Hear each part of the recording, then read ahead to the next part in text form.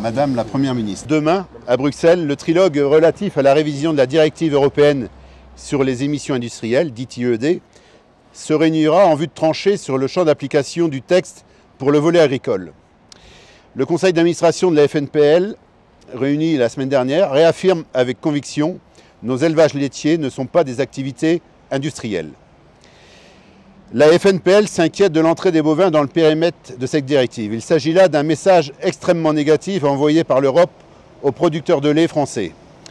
À l'heure où la souveraineté alimentaire est une priorité politique et économique en France, comme en Europe, une telle position ne fera qu'accentuer le constat actuel d'une déprise laitière subie sur notre territoire et une nouvelle stigmatisation de nos élevages.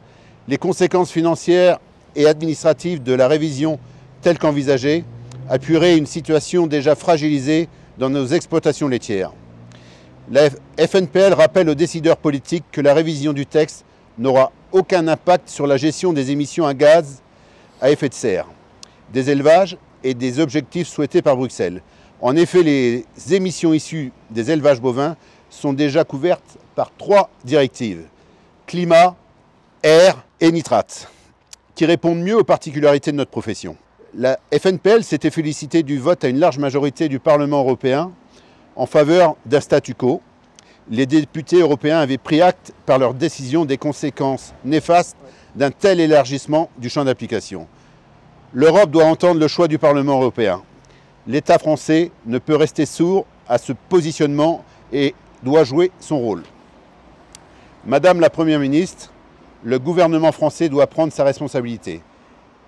L'élevage français ne peut être, au gré des ministères, soutenu par un plan de reconquête de la souveraineté alimentaire, ministre de l'Agriculture, et mis en péril par l'intégration des bovins dans la directive IED, ministre de la Transition écologique. Nous attendons des actes forts. Vous avez ici l'occasion de montrer aux éleveurs qu'ils ont un avenir dans leur métier.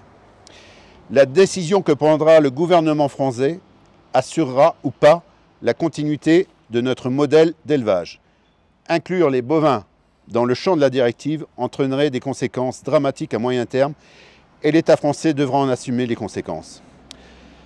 Alors, Madame la Première ministre, voulez-vous encore de vos éleveurs laitiers aujourd'hui?